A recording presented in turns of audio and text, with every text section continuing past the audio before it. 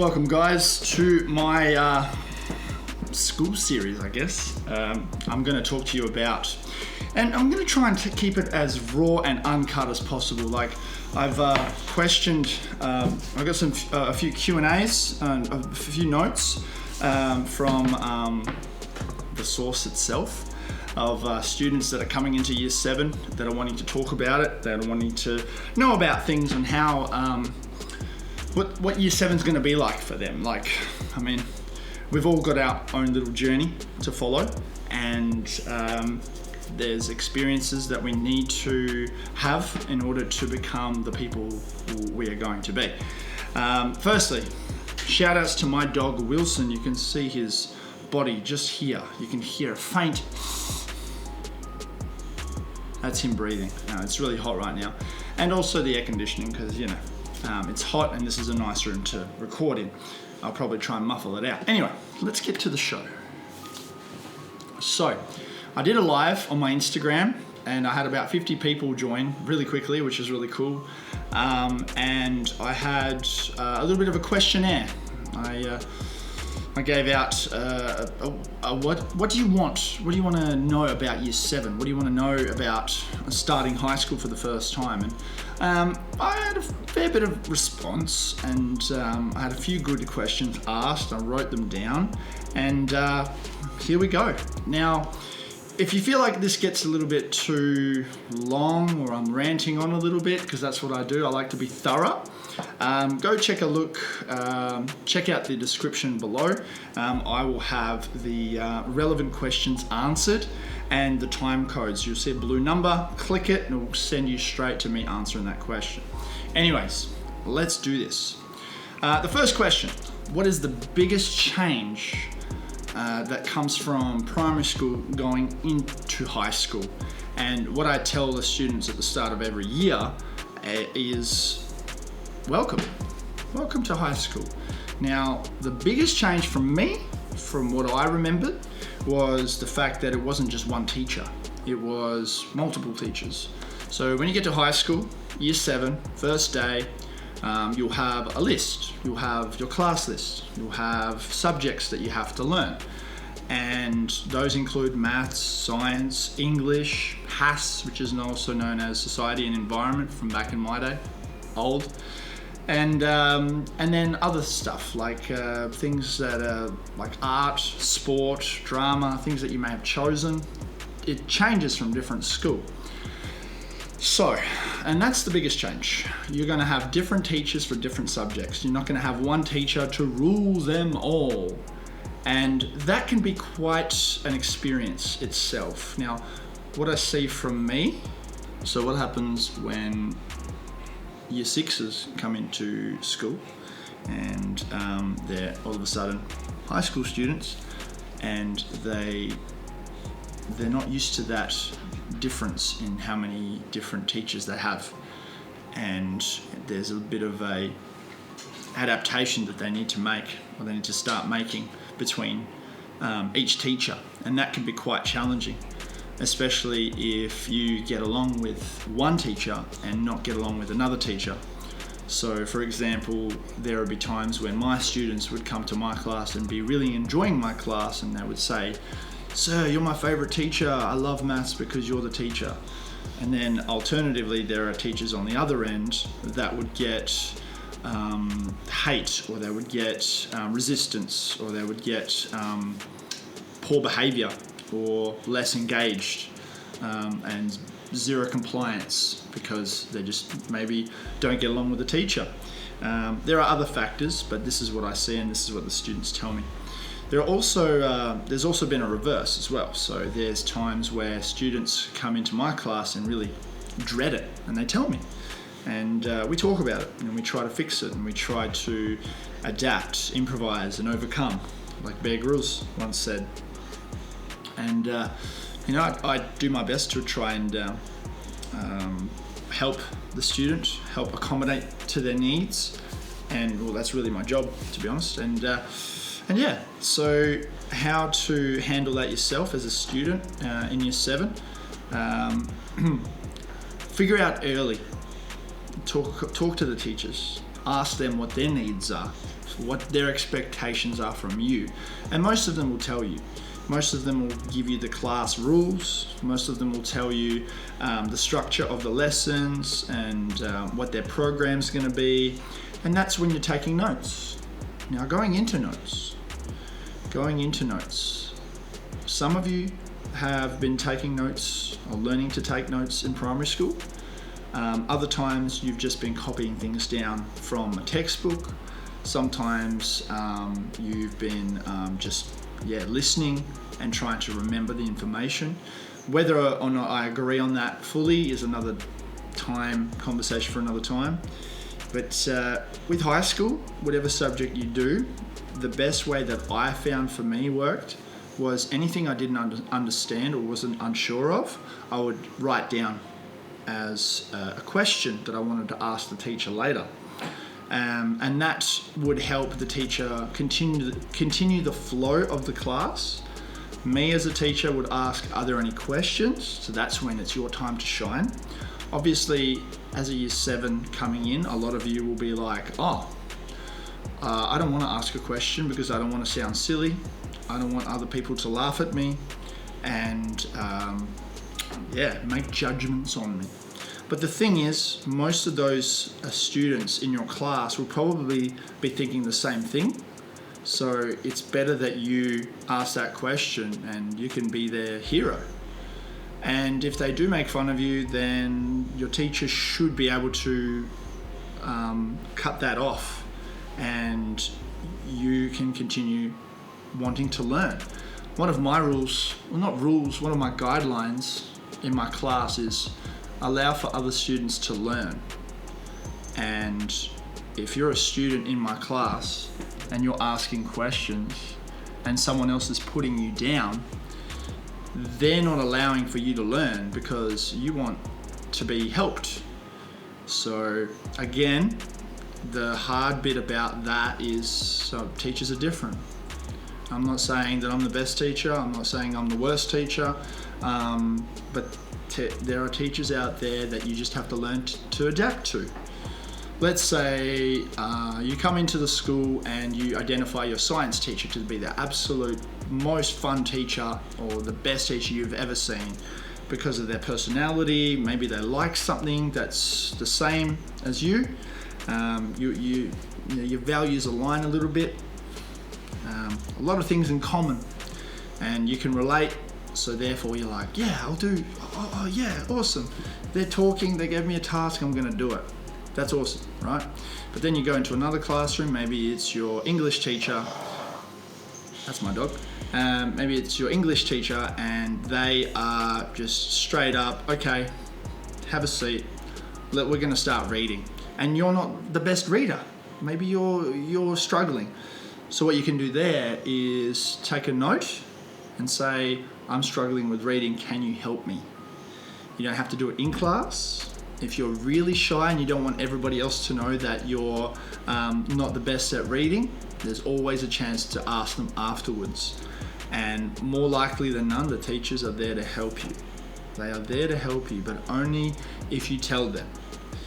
In high school, it is more of every man for himself in a way, but the teachers are trained to identify your strengths and weaknesses. So again, it really depends on the school. I'm not speaking for the entire education department. This is just from what I've seen, and also a quick disclaimer, not purely from my school. It's been an observation for the last 20 years since I've been at school and since I've been at uni, looking at different pracs when I was learning how to be a teacher, and also now as a teacher, what I've seen the students respond to. So I thought I'd put that in there as well.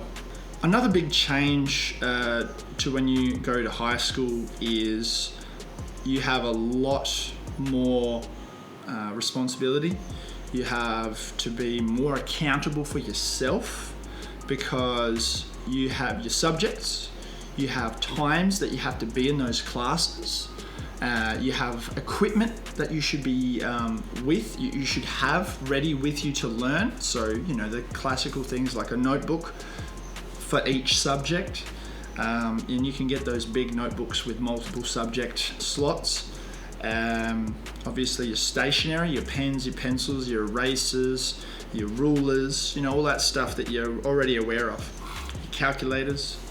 And yeah, that stuff is really important to have because, and this is what I've seen a lot of my students do. They come in bright as day, ready to go, and then they start to slide a little bit and they start to not be prepared. They start to ask me to borrow a pen or a pencil. Now, without going further into me ranting on about kids should be prepared with stationery, you should be looking after your tools of learning. Think of them as tools for learning. If you have a construction worker and they go to their job but they don't have a hammer, they can't do the hammering jobs. If they don't have the hard hat, because you have to have a hard hat on the construction site, they're not allowed to be on the construction site because it's a safety hazard, occupational health and safety. So if you come to school, excuse me, if you come to school with no book, what are you going to write on? As you get older, you need to take more responsibility for your own learning and your own life because your parents aren't going to be there forever. They are going to want to do their own thing again, where you are able to fend for yourself. You're accountable for yourself. You're responsible for your own actions. And in year 7, you start to get a little bit of a taste of things like making sure you're on time to class. No one else is going to push you. You have to push yourself. Obviously, if you have a buddy that you can keep each other accountable, and maybe you can race each other to the class and see who's there first, and make a bet to see who's going to be ready before the other person, and whoever has the highest score at the end of the day is the winner. You keep a tally of how many wins you have. So there's an idea on how to get to class on time. Another big change is the friendship groups. Now, a lot of students go to new high schools.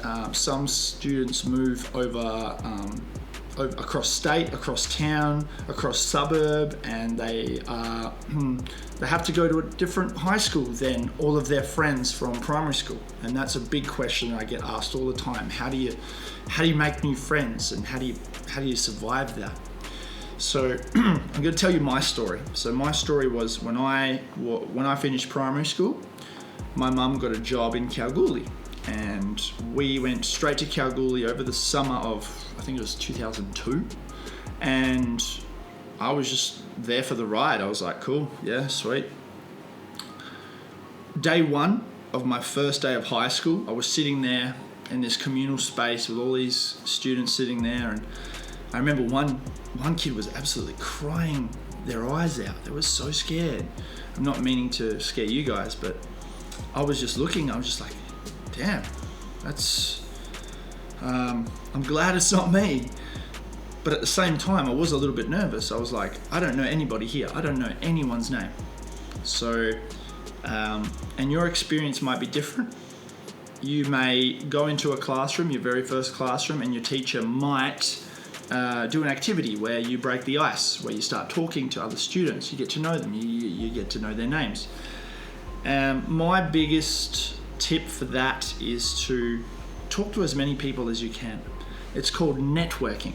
That's where you build relationships with everybody to be able to help each other and work together throughout school, work, life. Networking. So anybody that you see, obviously there are some students that you may feel not really vibing well with you, and there are maybe other students that you're like, oh, he or she looks friendly, let's see what they're about, let's say hi. There's nothing bad about saying hi to a kid, to a fellow student, saying, hey, how are you? My name's Jack. What is your name? What school do you come from? Start that conversation. Don't just come in and just sit there and be like, I know that it's nerve-wracking, but it is helpful. You need to talk to as many people as you can, not just students, but teachers, Maybe find some year 8s or year 9s even. Some schools have mentor programs or student council programs where the year 9s or the year 10s or whatever year group older than you comes in and helps you. And you have a buddy system, you know. There's all these other things. Some schools may not have that, but you never know. But the thing is, you need to look after yourself. You need to say, right, I'm here first and foremost to learn. It's not a popularity contest. And by default, it always ends up being a popularity contest because you just want to be popular. Now, here's my other tip for that. Popularity isn't everything. I frequently speak only to one person from school. I speak to 0 people that still 10 years, 11 years ago now, 0 people that were there on day 1. Don't know where they are, don't know who they are, don't even remember most of their names. Yeah, so whether it matters or not, it doesn't, but it is good to build relationships and see where it goes. But that's from my experience. From the students' experience from my school, they came in, they were quiet, they were nervous. You can see the look on their eyes. They were like, oh boy, what's this teacher like? And I try to give them a sense of warmth, where, you know, it's like we're all in this and we're going to work together. I'm going to help you guys and all that stuff. And so you build their trust. But interacting with each other, they're still nervous. The year 7s are still nervous. And that's when I try to arrange them in groups and see what works and see what doesn't. See if the boys get along with the girls. See what groups of girls get along with each other, and so on. I always aim to push being a good person first and foremost. So being a good person is overall the best thing that you can do. With the type of work that you get, again, it's different to each school. Some teachers like to give you a whole plan, a whole program, especially if you have a computer or an iPad, and then you get to see what's ahead of you. Some schools do it as they go, as they get delivered to them via the head of department, so the head of whatever subject it is. Again, this is just mostly from my experience. As a teacher myself, in my maths classes for year 7s, I would say, hey guys, we are learning this right now, and these are the things we're going to be doing later on. But I try not to overload with information. Even this video may be too much for you, and that's why I broke it down in the comments for you to go have a look at it later. So the type of work is challenging, but hopefully it will be engaging for you, and it's stimulating and helping you be like, oh, okay, I see that, how that works. I'm gonna remember that, or I'm gonna use that, or whatever. So yeah, and how to focus on that work, better. Well, firstly, the best thing the education system did in WA and across the country is officially ban all phones in the classroom. You're not allowed to bring them to school. You should not be seen, should not be heard. You probably heard that a million times in every other school there is. This time it's going to be a little bit different. How and if it's going to work, I don't know, because it's something new. I can't make a comment on it. And my prediction is there's going to be a bit of resistance, as there's always to every change ever. But then eventually you'll get used to it. There'll be iPads and computers that you're going to use anyway to bypass that rule. So there's that. But the reason, in my opinion, they're banning the phone specifically as well, is it's just distracting. You know this. Distracting yourself from being able to learn. I'm going back to one of my rules, my guidelines that I talked about, allowing for others to learn. You got to make sure you're allowing yourself to learn too. So if you have a phone in your pocket buzzing every 5 seconds because you're popular, or you have a girlfriend or a boyfriend that wants to talk to you right now, and it's the end of the world if you don't reply, because that's what year 7s think. then you need to turn it off, because it's not the end of the world and it can wait. Now, to eliminate that completely, just don't bring the phone to school at all. That's it. You can worry about it the whole day, and you're going to get home and you're going to check your phone and you're going to realize that there was nothing to worry about 99.9% of the time. So how to focus better? Eliminate what I call the weapons of mass distraction. Number one, mobile phone device. So if you bring it to school still, you shouldn't. Keep it in your bag. Number two, toxic friends. Now, you may have friends that come in, or you may sit next to a student that you have no idea who it is, and they keep shouting out, they keep fidgeting, they keep rocking the chair, they keep nudging you, pinching you. Maybe they love you. But if it's distracting you from your work, don't put your hand up and say, "Sir, miss, old mate here's distracting me." Take the responsibility and move. Now, if you're worried that the teacher will tell you off for getting up in the middle of class and moving, then maybe that's when you put your hand up and say, "Can I please move?" And if they ask you why, then you can say that old mate's been distracting. And if you're worried that that's going to be a bit of a, "Oh, I don't want to dob on him," then say, "Can I please speak to you outside, one-on-one?" Something like that. Of course, it's obviously a serious thing if a student says that, in my opinion. But if you get up without asking and you move and the teacher flags you down and says, "Oi, why are you getting up? What's to go?" I'm guilty of that, let's be honest. But then the student says, "Old mate here's distracting me, I'd like to move somewhere else." And I'll be like, "Oh, go right ahead." I glorify that. I applaud that action. And the fact is that you didn't just wait for me and say, "I don't know what to do, this is all distracting me." You took the initiative to move away. Now that shows a couple of things. That shows that you can think for yourself and say, "This guy is binning my education right now. I want to listen to you, so I'm going to move over there, further away from this one." Cool. So that's your initiative. The other thing is, it tells that student that someone is distracted by them and they're willing to move away from them. Now, as a year 7, that can be quite heartbreaking, because you're doing something wrong that you're making someone else move away. And if they're proud of that, if they're saying, "Oh, I got you to move away, yeah, I'm so cool," that's not your problem. They'll realize one day that that's not a good thing.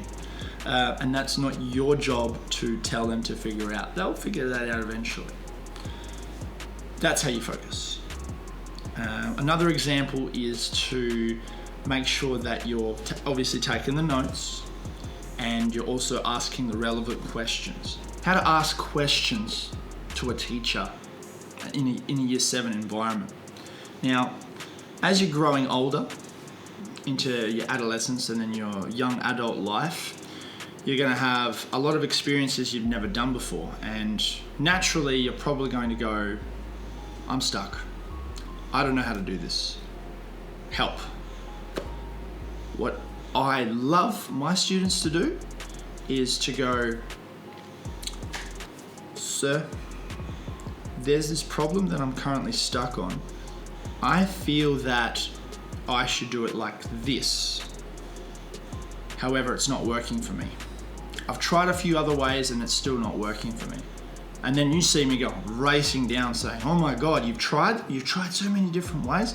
Okay, have you tried this way? Yes. Have you tried this way? Yes. Have you tried this way? Oh, I'll give that a go. Maybe it will work." What I'm trying to say, you guys, is instead of going, "Sir, I'm stuck," try putting your hand up again and saying, "Sir, I have a problem, and this is how I'm thinking about solving it. What do you think? Yes or no?" So instead of completely asking them for help, because that'll open up a floodgate of them, "Have you tried this? Have you tried this? Have you tried this?" If you're lucky, which isn't a bad thing, but I personally love it when my students give me a potential solution, how they would go about it. But because they've never done it before, They just want my opinion just in case. And that's fine. For me, that's fine. It's like when you're at home and you want to try and cook something for the first time. You want to fry an egg, something simple, but you're not sure exactly what heat you put it on. Instead of going, Ma'am, what temperature do I put the oven on? Or the frying pan on the stove. Maybe try and ask them, Mum, I'm gonna cook an egg. I wanna fry it. I'm gonna put the heat on level 8. Thoughts? What do you reckon? and to me, that's awesome. Like, you've given me a suggestion. It's like, yes, level 8, sounds good. The worst case scenario would be, nah, bring it down to level 5. Try level 5. Just an example. Now, going back to the classroom, if you're asking a question and you're stuck on something, myths, I don't know. And then they'll be like, what don't you know? What is it that you're stuck on? Like, what specifically? And my most common question is, I don't get it. Now, it's funny, but it's so true. The most common, you can see Wilson's little feet there. The most common thing is, I don't know. And I'm like, okay. Have you done any note taking? No. Have you tried to look at the example? No. Okay. Have you done anything like this before? No. So, and there's a process. The thing is, what I'm trying to say is, try. Try and fail. Try and fail. Don't fear failure. Because if you fear failure, you're never going to succeed. And if you succeed, how do you know you've succeeded if you've never experienced failure? And more importantly, if you do succeed and you do taste that success over and over and over without failing, what happens when you do fail? How big of a crash do you make? Because you're like, oh, this is new to me. I've crashed. I've failed. So, I don't know what I'm doing. As I said that, there's a bit more information that I probably said, and unfortunately, the memory card ran out. Now, I've learned my lesson. I failed. And it's a good example right now where I had my card full, and realistically I should have checked for a little bit more storage and put a little bit of a newer card in to this recording. So I failed, but now I'm like, okay, that's never gonna happen again. Sweet, cool, it's a win. It ends up being a win. Anyway, last one for now, and then I'm gonna summarize it. So, coping with teachers that you don't get along with. Now, what I've actually titled it as is coping with bin teachers, bin being trash. Now, there's no such thing as a trash teacher, even though I'd like to say there is. Thank you, Wilson. There's always a way to learn how they teach and adapt to it. And that's then calling for coping. So let's say you have a really bad teacher in your opinion, and this teacher is on you all the time, telling you off about your hat, your uniform, not tucking your shirt in, and all that stuff. Think of it like this. Maybe they're getting told what to do. They're saying you need to do this, and this, because the admin or the principal is telling them that, and they're taking it super literally, like by the book. That's what I call them, by the book teachers. I feel like there's supposed to be some leniency. If there's the same kid, the same student mucking up all the time, there must be a reason. And ask yourself, if you're getting told off by the same teacher over and over and over again, think about it. What are they actually telling you off for? Is it keeping your hat on in class? Is it not tucking your shirt in if that's the school policy? Is it not being prepared on time? What if you tried to just comply with what they're saying? just for a week and see what happens.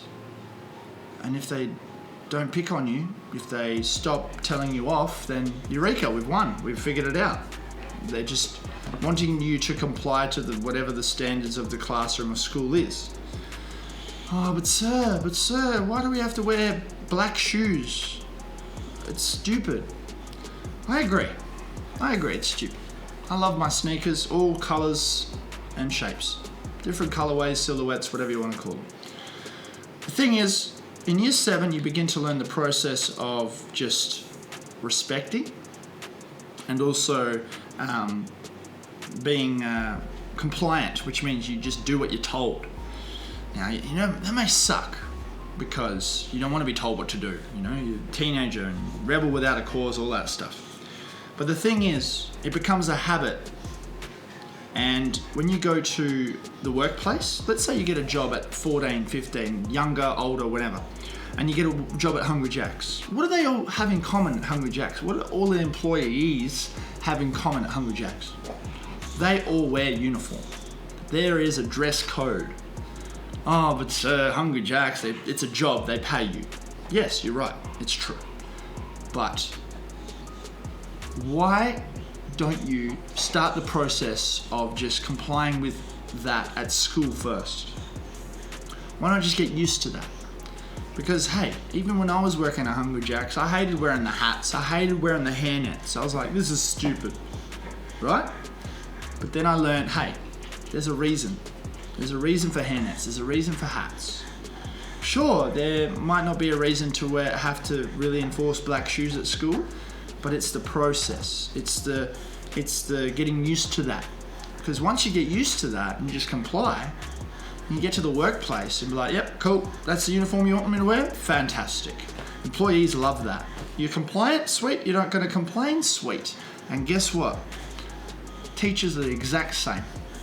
If you comply to their wishes, they're going to leave you alone. And if you still think they're picking on you, maybe that's when you can go up to them and say, sir, miss, Mrs., Mr. Moz, why are you picking on me for? And then hopefully they'll be able to tell you. Tell them how you feel, but be realistic. Have you actually tried to comply and more consistently? There's all these uniforms, headphones, all this other stuff, not being prepared, being late to class. It's the skills of life that you need to learn. Which brings us to the conclusion. So I have my 5 guidelines to success, and I like to bridge them over to real life. So the first rule, or the first guideline, it's not a rule, it's a guide. You can follow it if you want. Pro tip, if you do, success. Rule number 1, guideline number 1 is respect. If you respect your teachers, you respect your fellow peers, you're just a good person, you're gonna have a better time at school. Because the teachers are going to be like, oh, cool, he respects me, she respects me, there's going to be no problem. There's like a certain mindset that we build. Anyway, the next one is the job, the occupation, the adult life. So being respectful in the teaching world or in a student world will go and bridge to the real life world. If you start respecting people now, which you hopefully have started to already, that's going to happen better in the real world. Number 2 is allow for students to learn. Now what that means is you're there, prepared, and you're ready to do the work, and you're not going to distract somebody else. Because if you start distracting somebody else that is there to learn and wants to learn, then you're a problem. You're a big problem because you're not allowing someone else to learn. Take that into the real world. As an adult, you're in the workplace and someone has a deadline, which means they need to finish a specific task for their client or for their boss. And if they don't finish that on time, then there's going to be consequences for them. There's going to be, I don't know, whatever. They might get fired, worst case scenario. And if you're there next to them, distracting them, saying, hey, let's talk about the weekend. They have a deadline, they need to finish it, they're going to ignore you because they have a job to do. And that's where you should start to adapt and learn that being distracted is bad because you're not finishing the task at hand. And if you're the distractee, then you're not allowing someone to finish their task that they want to finish. Number 3 is be punctual. Being punctual means being on time. If you're on time to class, then you manage to witness the entire lesson. And I say witness, I mean you get to see, you get the entire concept delivered to you for that lesson. There's no misses. There's no, oh sir, I came in late, sorry, what are we doing again? You know? You do that in the real world and you're going to be behind. Okay? You come in late 2 minutes to class and you're thinking, oh, why is the teacher giving me so much grief? I was only 2 minutes late. In the real world, if you're constantly 2 minutes late, it adds up. Because if you're 2 minutes late, you get to work, you don't start work straight on time. You're going to put your bag down, you're going to clock in, you're going to put your apron on or whatever, turn your computer on, and there's another 10-15 minutes wasted. And the bosses don't like it because you're being paid by the hour, you're getting paid a salary, and you're agreed at a specific time to work. Again, yes, you get paid, you don't get paid at school, but it's the habits that you take from school into the real world that you need to realize that are important. So that's number 3, punctuality, being on time. Number 4 is being attentive, listening very well. If you're at school and you're fidgeting, looking around, you know, life's great, the classroom looks pretty, the girl over there that you kind of like has got a new hairdo and you really dig it and you want to tell her about it and you're thinking of how you're going to say it. And then all of a sudden you turn to the board and the teacher's said, okay guys, we're going to do this question. I've shown you how to do it, go for it. And you're like, oh, what? You put your hand up, sir, I don't get it. And what I say to my students is, hey, did you listen? But more specifically, did you take any of the notes down? As a maths teacher, it's a bit easier because I have examples. Did you look at the example? And some students complain and then they say, I actually don't get it. But realistically, when I was watching the room, when I was explaining the concept, some students were actually not looking at me. It's really hard to learn something sometimes when you're not looking directly at the person. But then it's on me as well. Maybe it's not the best way that you learn. Maybe I need to adapt to that. That's another story. The most important thing is you need to be attentive. You need to try to want to listen. Having your pen, having your paper, looking there, giving it a go. If you don't get it, try to copy the notes down. If you still don't get it, just copy the notes down, word for word. Try that. If you still don't get it, go onto YouTube in your own time and see if you can find a better way of explaining it. Oh, isn't that your job, sir? Sure it is. It depends on different teachers. Maybe one day I'll do an activity where it makes more sense for you and it will click. Maybe one day I'll say the exact same thing I've been saying over and over again and your window will open and be like, oh, I get it now. It happens every day. It's the best feeling in the world when you finally get it. And it's the best feeling in the world for me is seeing your eyes light up and going, I finally get it. Now, being attentive early and actually trying to be attentive means you have a better chance of clicking earlier. You bring that into the workplace when you get older, the boss doesn't want to hear you go, I don't get it. Because they would have trained you, they would have explained it to you. If you're watching a training video at work and you don't pay attention, and then you go out into the workplace and you completely miss a few crucial steps, someone could get hurt. Someone will miss their delivery, someone will miss their product because you've done it wrong. Their food was made wrong and they have an allergy and you put that specific food that they have an allergy with in their burger and then they get sick or they have an attack. It can happen because you didn't listen. You didn't listen attentively. And what attentively is all focus, nothing else. And that's it. It's number 4. Number 5, last one. Ask questions. Asking questions is important. And like I said at the start of the video, make sure you have suggestive ways of going about it. Don't just ask the question, but suggest a solution too. And that's it. Bosses love that. In the workforce, if you come up with a possible suggestion, it can save them a lot of explanation. Maybe you're just unsure and you just want clarification on a specific concept that you want to do. Oh, this is the problem right now. I'm thinking about fixing it like this. What do you reckon? Yeah, that sounds good. Go for it. Not, we've got the situation, what do we do? Most of the time the boss will be like, this is what we do. But it's even better for you in your position to be able to suggest something because it's a time saver. Same at school. It's a time saver. Because it shows me that you're critically thinking as well. You're actually thinking about what you think may be correct. And that's what my counter question would be. Oh, you don't know what to do. You don't know how to solve this problem. Have you tried to? Have you ever attempted it? What would you do first? What do you think about doing first? And still to this day, my number one answer to that is,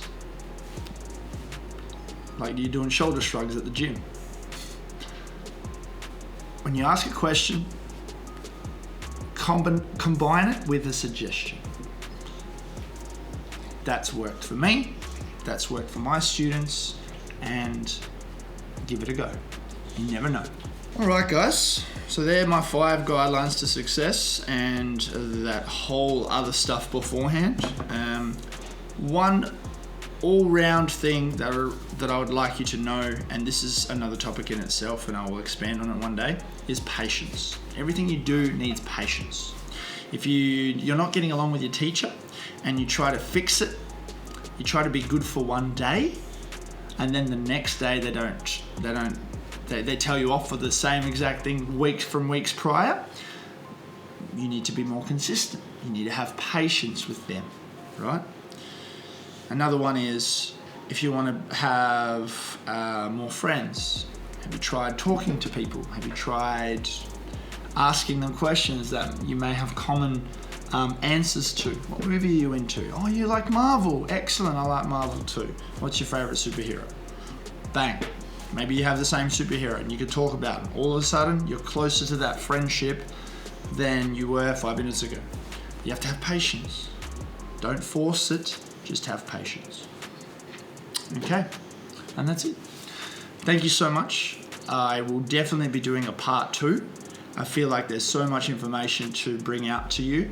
I feel like I could definitely get better at talking to a year 7 at a year 7 level, but hopefully you found that useful. And if you've managed to watch the whole video, I really appreciate it. Let me know in the comments below what you thought. If you have any more questions, the conversation always continues in the comments below. Ask me some more questions on Instagram at SevSpix, you know the drill. Until then, let's talk about year 8 next. Have a good one, guys. And as always, good thanks.